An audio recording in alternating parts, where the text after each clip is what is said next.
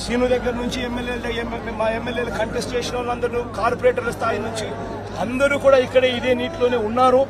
ఈ రోజు నుంచి కాదు, రెండు రోజుల నుంచి కూడా ఇదే కార్యక్రమాలే చేస్తూ ఉన్నారు. ప్రజలకు అందుబాటులో కొద్దో గొప్ప వీళ్ళు చేయగలిగిన కాడికి ఖచ్చితంగా చేస్తూ ఉన్నారు.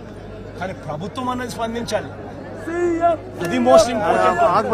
ప్రభుత్వం అనేది పలికితే జగన్ ప్రభుత్వంలో కూడా ప్రభుత్వం ఉండేది, కానీ జగన్ ప్రభుత్వంలో ఏ ఒక్కరూ కూడా ఎప్పుడూ కూడా డిస్సాటిస్ఫైడ్ గా ఎప్పుడూ లేరు. ఎందుకు లేరు అని అంటే కారణం, జగన్ ప్రభుత్వంలో ఒక వాలంటీర్ వ్యవస్థ ఉండేది, జగన్ ప్రభుత్వంలో ఒక సచివాలయ వ్యవస్థ ఉండేది. ఈ వాలంటీర్ల వ్యవస్థ, ఈ సచివాలయాల వ్యవస్థ గ్రామ స్థాయిలో వార్డు స్థాయిలో మమేకమై ఉండేది. వీళ్ళందరూ కూడా వాలంటీర్లందరూ కూడా ఎప్పుడు వరదొచ్చినా ఎప్పుడు తుఫాన్ వచ్చినా వీళ్ళ సహాయ సహకారాల వల్లే గొప్పగా ఎటువంటి కంప్లైంట్స్ ప్రజల నుంచి రాకుండా సాచురేషన్ పద్ధతిలో ప్రజలకు మంచి చేయగలిగాం. తుఫాన్ వచ్చినప్పుడు జగన్ ముఖ్యమంత్రిగా ఉన్నప్పుడు తుఫాన్ వచ్చినప్పుడు కలెక్టర్ గారికి నేను చెప్పేవాడిని, నేను మీకు వారం రోజులు టైం ఇస్తా ఉండా, వారం రోజుల తర్వాత నేనే వస్తాను, వచ్చిన తర్వాత నేను ప్రజలతో మమేకమై నేను అడుగుతాను. ఏ ఒక్కరి నోట్లో నుంచి కూడా కలెక్టర్ మాకు పలకలేదు, కలెక్టర్ స్పందించలేదు, కలెక్టర్ వల్ల మాకు నష్టం జరిగింది అన్న మాట ఎప్పుడూ వినపడకూడదు అని చెప్పి నేను ఆదేశాలు ఇచ్చేవాడిని. మా కలెక్టర్ బాగా పనిచేశాడు, మా కలెక్టర్ మంచివాడు అనే మాట వినపడాలి అని చెప్పి గట్టిగా కలెక్టర్లకు ఎప్పుడు చెప్పేవాడిని. చెప్పిన ప్రకారం నేను ఖచ్చితంగా వారం రోజుల తర్వాత నేను పోయేసరికి వాలంటీర్ సైన్యం అక్కడ ముందే ఉండేది. గ్రామ సచివాలయాల్లో పనిచేసే మొత్తం పిల్లలందరూ కూడా అక్కడే ఉండేవాళ్ళు. ఆ వారం రోజుల పాటు వాళ్ళంతా కూడా ప్రభుత్వం అంతా కూడా పూర్తిగా కలిసి ప్రతి గడపకు వెళ్ళేది. ప్రతి గడపకు వెళ్లి సహాయ సహకారాలు అందిస్తూ మొట్టమొదటిసారిగా ఎప్పుడు విధంగా ప్రతి కుటుంబానికి 2000 రూపాయలు సహాయం కూడా, ఆర్థిక సహాయం కూడా అందించిన పరిస్థితులు ఎప్పుడైనా ఉన్నాయి అంటే అది ఒక్క జగన్ ప్రభుత్వంలో మాత్రమే జరిగింది. అటువంటి కొత్త సాంప్రదాయాలను ముందుకు తీసుకొచ్చింది మనం, వాలంటీర్ వ్యవస్థను ముందు పెట్టింది మనం. సచివాలయ వ్యవస్థ, వాలంటీర్ వ్యవస్థతో పూర్తిగా ప్రతి గడపకు కూడా సహాయ సహకారాలు అందించగలిగాము. రిలీఫ్ క్యాంపులు తుఫాను వచ్చే నాటికే రిలీఫ్ క్యాంపులు ఏర్పాటయ్యేటివి. ముందుగానే లోతట్టు ప్రాంతంలో ఉన్న మనుషులందరినీ కూడా ముందుగానే రిలీఫ్ క్యాంపులకు ట్రాన్స్ఫర్ చేసేవాళ్ళము. రిలీఫ్ క్యాంపుల్లో అందరినీ కూడా బాగా చూసుకోవడమే కాకుండా రిలీఫ్ క్యాంపుల్లో బయటికి వెళ్లేటప్పుడు డబ్బులు కూడా 2,000 రూపాయలు డబ్బులు కూడా సహాయం కూడా ఇచ్చి పంపించిన కార్యక్రమం కూడా అప్పట్లో జరిగేది. అప్పటికి ఇప్పటికి తేడా గమనించండి. చంద్రబాబు నాయుడును కూడా కనీసం ఇప్పటికైనా ప్రజలకు క్షమాపణ చెప్పి కనీసం చేయాల్సిన పనులు ఖర్చుగా చేయమని చెప్పి అడుగుతా ఉన్నాం.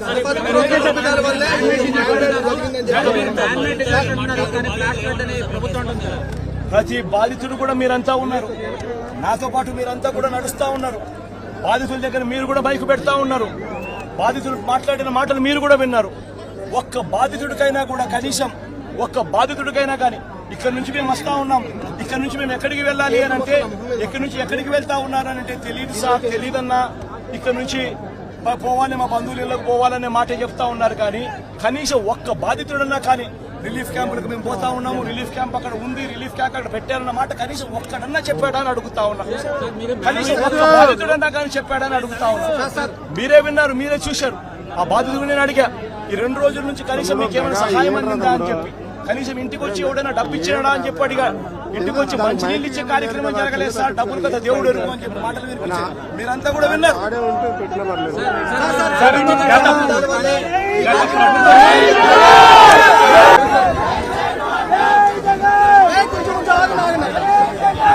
ఎంత దయనీయమైన పరిస్థితి ఇక్కడ ఉంది అని అంటే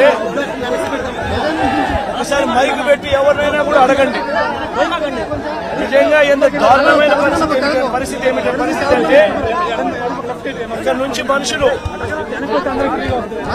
వస్తా ఉన్నారు. ఇళ్లలో నుంచి దాదాపుగా 2 రోజుల పాటు కనీసం తిండి కూడా లేని పరిస్థితుల నుంచి నడుచుకుంటూ వాళ్ళంతా కూడా బయటకు వస్తా ఉన్నారు. ఓట్లు ఏమైనా ఏంటంటే చాలని ఓట్లు, ఆ ఓట్లు కూడా ఎక్కించుకునే పరిస్థితులు,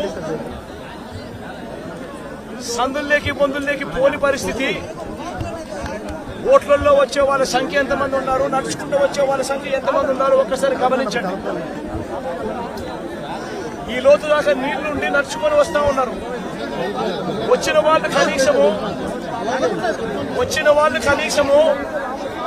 ఇక్కడికి వచ్చిన తర్వాత ఎక్కడికి పోవాలన్నా కూడా తెలియదు. ఇక్కడికి వచ్చిన వాళ్ళకు కనీసం రిలీఫ్ క్యాంపులు కూడా లేవు. రిలీఫ్ క్యాంపులకు వీళ్ళని తీసుకుని వెళ్లే కార్యక్రమము లేదు, వీళ్ళకి చెప్పింది లేదు, చేసేది లేదు. రిలీఫ్ క్యాంపులు కూడా లేకుండా ఇక్కడికి వచ్చిన వాళ్ళు ఎక్కడికి పోవాలో తెలియక వాళ్ళ బంధువుల ఇళ్ళకి పోతా ఉన్నారు. కనీసం వాళ్ళకు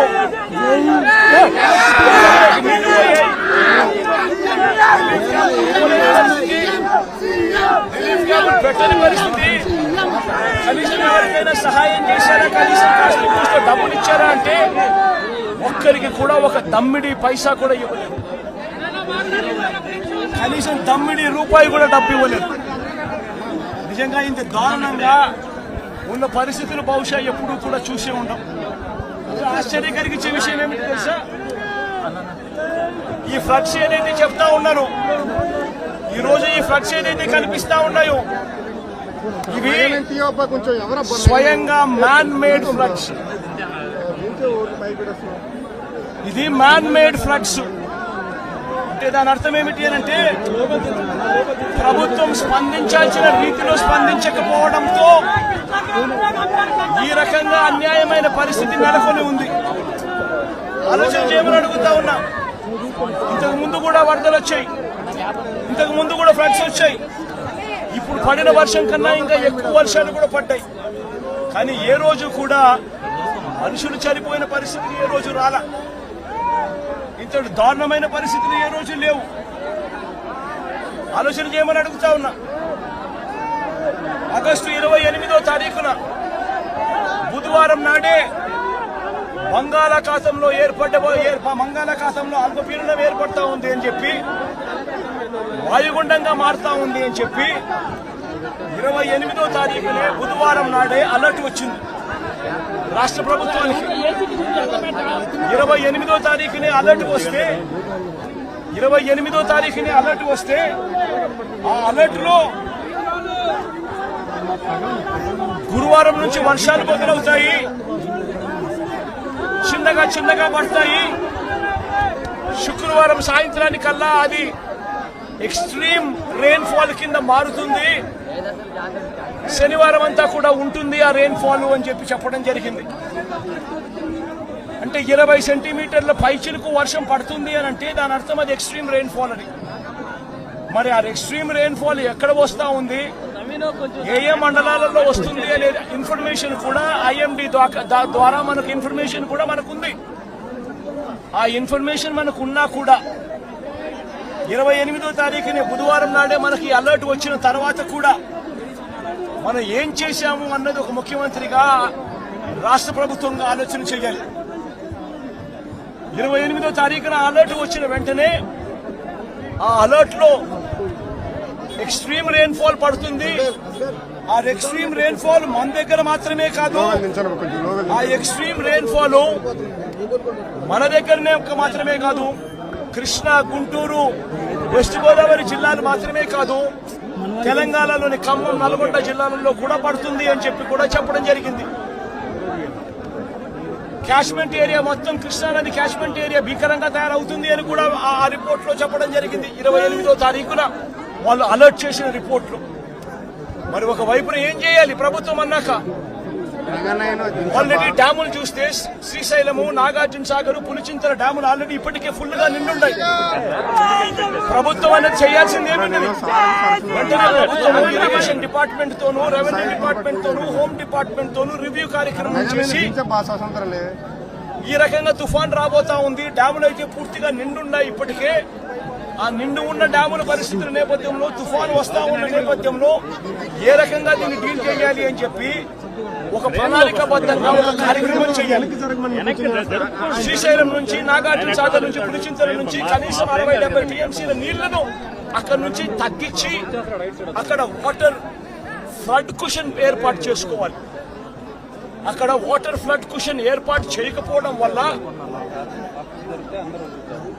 కృష్ణానదిలో వరదలు రావడం, ఒకవైపున తుంగభద్ర నుంచి కురిసిన వర్షాల నేపథ్యంలో దాదాపుగా 170 క్యూసెక్ల నీళ్లు తుంగభద్ర నుంచి నీళ్లు రావడం, ఇది కూడా మనకు ఇన్ఫర్మేషన్ ఉంది. సిడబ్ల్యూసీ వాళ్ళు కూడా రిపోర్ట్ చెప్తా ఉన్నారు. ఈ నెల 30వ తారీఖు నుంచి శ్రీశైలంలోని కృష్ణానది ఇంకా భీకరంగా, కర్ణాటక నుంచి మహారాష్ట్ర నుంచి కూడా వర్షాల వల్ల భీకరంగా నీళ్లు వస్తాయని చెప్పి శ్రీశైలంలో నీళ్లను తగ్గించి ఉండింటే, తుంగభద్ర నీళ్లు శ్రీశైలంలోను నాగార్జున సాగర్ లోను ఆపికన ఉండగలిగిందంటే ఆ వాటర్ ఫ్లడ్